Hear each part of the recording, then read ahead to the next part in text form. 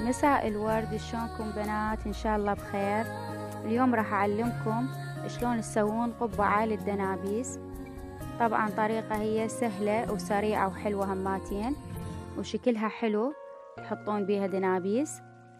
ومو انا اللي راح اسويها، اختي اللي راح تسويها وانا اللي راح اصورها. وهاي قدامكم الصور، هي الاشكال اللي مسويتهن والديزاينات. واذا تشوفون وتسألون ليش يعني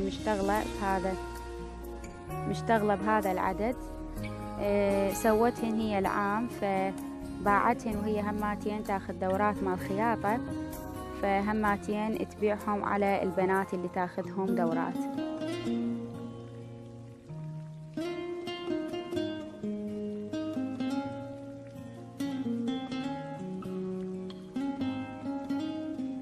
فهسه راح اراويكم خطوة بخطوة شلون تقدرون تصنعوها.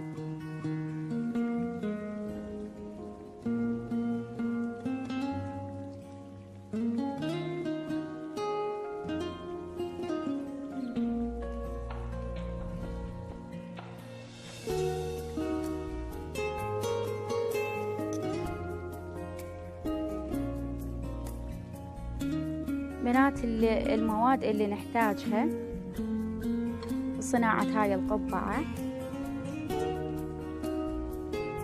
أول شي اسفنجة تكون يعني نختار هاي سمكها ونقصها على شكل دائري، ومسدس للسيليكون نلزق بيه، ووردات أو أي شي أنتم عندكم تحبون للزينة، وهذا سترس، وخيط وإبرة، وقلم نرسم عليه، كارتون نحتاج، وقبق أو أي شي قالب تقيسون عليه يعني حتى تقصون، وهاي الشغلات للزينة.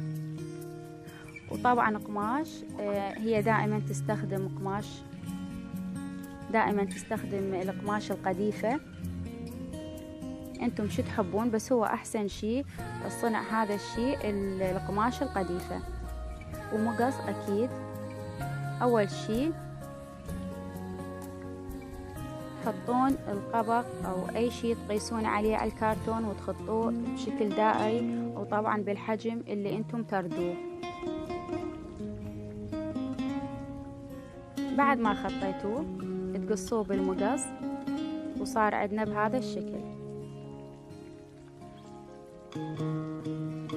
جينا للاسفنجة راح نحددها على شكل دائري حتى يكون شكلها عدل دائري، وتقصوها بهذا الشكل لحد ما تطلع عندكم بالحجم اللي انتم تردوه.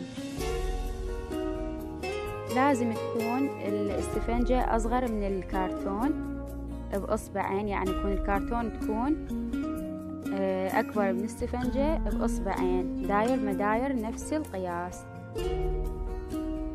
هذا القماش هذا وجهه فتقلبوه هيج، تحطون الكرتون وتقصون القماش وتخلون زيادة بيه بهذا الشكل مثل ما تشوفون.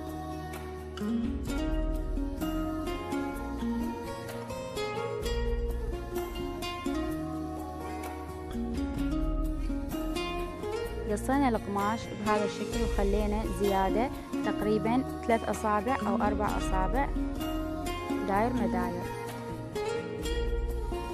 نحاول نعدل القماش حتى يكون شكل دائري. نقيسه هيج تمام. هاي اللي قلت لكم مرة فيديو صورته بالجولة بمكياجي، قلت لكم اختي مسويتها الي، فحبيت اذكركم بهذا الشي وراويكم اياه. هسه راح نجي القماش اللي قصيناه راح نخيطه بهذا الشكل من الاطراف مثل ما تشوفون.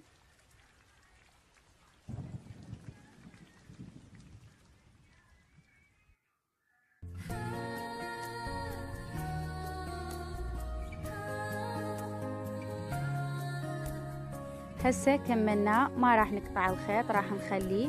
راح نجيب الكرتون وندخلها بالقماش، وراح نسحب الخيط بهذا الشكل. صارت حلوة وسهلة هيج. راح نثبت الخيط بالإبرة بهذا الشكل وبعدين راح نقصه. فهاي أول خطوة صارت عندنا بهذا الشكل. بعدين نجي للإسفنجة وهماتين راح نقص القماش وشوي زايد يكون، وراح نخيطها بنفس الطريقة اللي خيطنا بيها القماش للكرتون.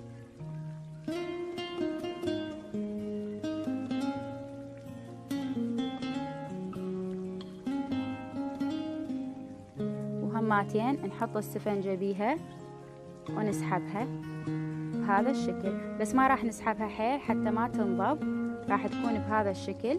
وهماتين راح نثبت الخيط.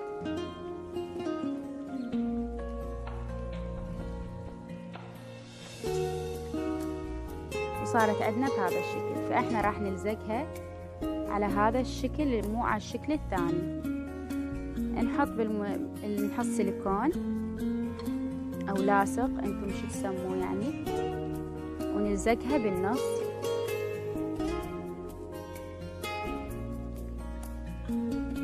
ونضغط عليها حتى نثبتها وتلزق زين ويانا. بعدين راح نجي للسترس وراح نقص القياس اللي اول شي نقيسه عليها، القياس اللي احنا نحتاجه، ونقصه.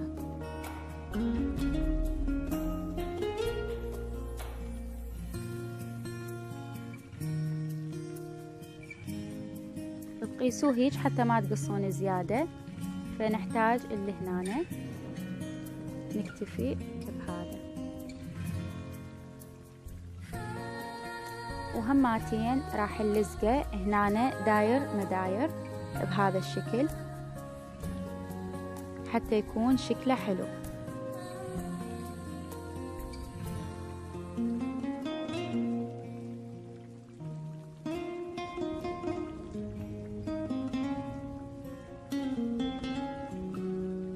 بنات طبعا هذا المسدس ب4000 تلقوه موجود عند هذول اللي يبيعون يعني مواد مال خياطة وهيك شغلات، تلقوه موجود عندهم سعره 4000.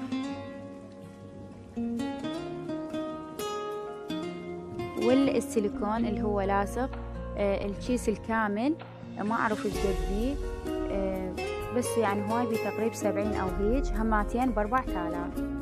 هسه لزقناه بهذا الشكل.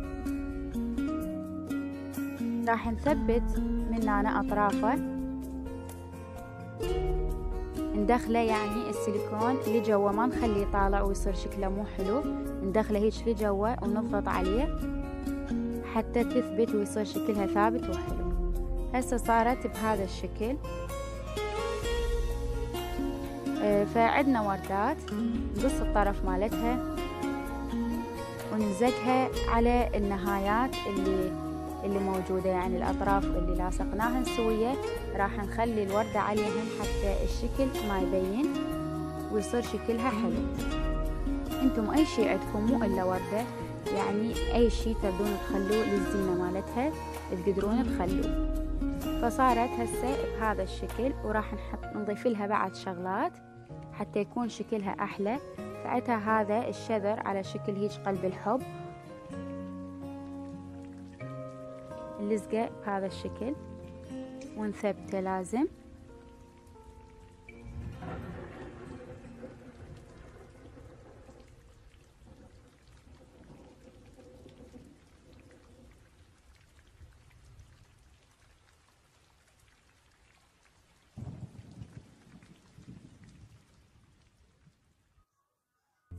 وهسه راح تحط لها هماتين شذرات يكون الناعمات بين القلوب بهذا الشكل.